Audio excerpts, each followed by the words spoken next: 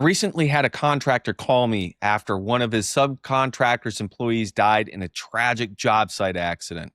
Within hours, everyone wanted incident reports, contracts, insurance certificates, and answers. It was a stark reminder that when something catastrophic happens, your paperwork gets tested immediately.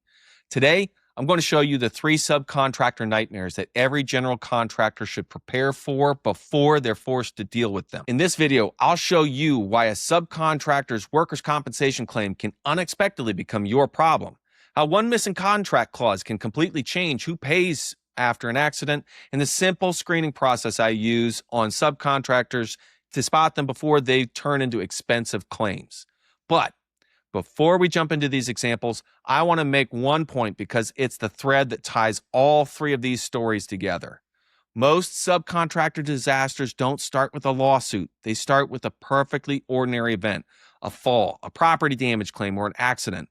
But the moment that happens, everyone starts digging through the paperwork to figure out who's responsible.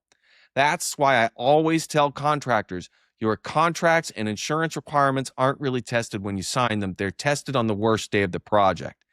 If you've done the work ahead of time, those documents help keep the responsibility where it belongs. And if you haven't, that's when the claim has a way of working its way uphill to the general contractor. So let's start with the first and probably the most expensive nightmare. A while back, I got a call from one of my contractor clients. He told me one of his subcontractors had a longtime employee show up for work like any other day. Unfortunately, that employee fell, hit his head, and passed away. It's an awful situation. And before we talked about anything else, we talked about the human side of it because that's the part that really matters. But once we got past that initial shock, the conversation quickly shifted to something every general contractor needs to understand. Was that subcontractor carrying workers' compensation insurance? Because if they weren't, this tragedy had the potential to become much bigger than anyone realized. Now, a lot of contractors assume that because it's a subcontractor's employee, it's automatically the subcontractor's problem. Unfortunately, that's not always how it works. Depending on your state's laws and how the job is structured, if that subcontractor doesn't have workers' compensation insurance, that claim can work its way right back up to the general contractor. That's exactly why workers' compensation is one of the first things I verify before a subcontractor ever steps onto a job site, and you need to do it too. I'm not checking that box because I enjoy paperwork, and I'm not recommending you do it because I want you to have more paperwork. I'm making sure you check it because if something catastrophic happens, I don't want you finding out after the fact that the subcontractor let their policy lapse. And here's something else I've noticed over the years. When a subcontractor doesn't have workers' compensation insurance, that's rarely the only problem. It's often a warning sign. If they're cutting corners on something as fundamental as workers' comp insurance, you have to start asking yourself, what else are they cutting corners on? Are their payroll records accurate? Are they classifying employees correctly? Are they keeping up with safety requirements?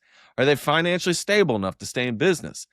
A missing workers' compensation policy is often just the first clue that there's some bigger operational problems underneath. So here's my advice. Before work starts, verify the workers' compensation policy is active. Make sure the certificate you're looking at is current, not when they emailed you 9 months ago. If the project is going to last a while, ask for updated certificates before the renewal dates pass. It takes a few minutes to verify those things up front. Trying to sort them out after someone has been seriously injured is a completely different conversation. Which brings us to the second nightmare, because even if your subcontractor has insurance, you can still end up with a major problem if your paperwork isn't set up correctly. Here's what happened in that same situation. Within an hour or two, the general contractor's upstream contractor was asking for everything: incident reports, the subcontractor agreement, certificates of insurance, copies of the insurance policies. Everyone immediately wanted to know one thing: who is responsible? And that's where a lot of contractors find themselves in trouble. They did a good job collecting certificates of insurance, but they never put a solid subcontractor agreement in place. The certificate tells you an insurance policy existed. It doesn't tell you who's responsible when something goes wrong. That's the job of the subcontractor agreement. A good subcontractor agreement should clearly spell out that the subcontractor is responsible for its own employees. It should hold harmless and it should include hold harmless and indemnification language. It should specify the insurance coverage the subcontractor is required to carry and any additional insured requirements that apply to the project.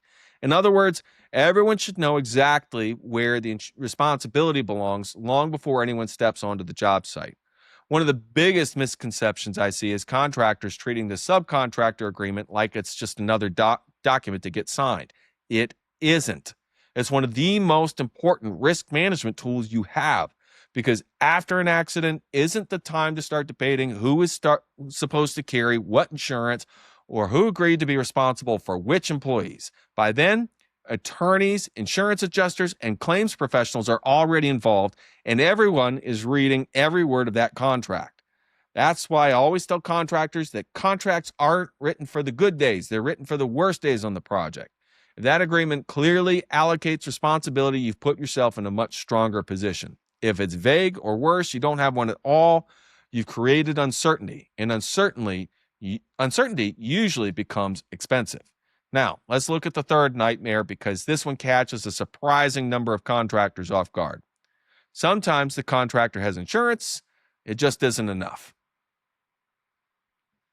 A number of years ago, a church customer at the agency I worked with had a claim. The church needed some repairs done on its roof, and one of the members said, "Don't worry about it. I know how to do roofing. I'll take care of it." He wasn't a professional contractor, and more importantly, he didn't have liability insurance.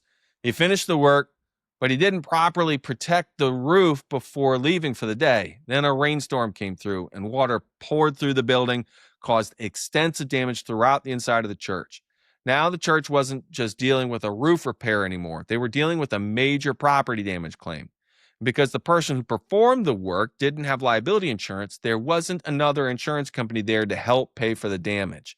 The church's own insurance ended up taking the hit. Now, you may be thinking, that would never happen on one of my jobs because I use subcontractors. Maybe. But I've seen plenty of subcontractors who either have no liability insurance at all, have limits that are far too low for the work they're performing, or have exclusions on their policy that remove coverage for the very work they've been hired to do. That's why simply asking, "Do you have insurance?" isn't enough. The better question is, do you have the right insurance for the work you're performing? Depending on the trade, that could mean general liability, commercial auto, workers' comp, and sometimes umbrella liability, pollution liability, or professional liability. Just as important, you want to make sure the policy doesn't contain exclusions that take away coverage for the subcontractor's operations.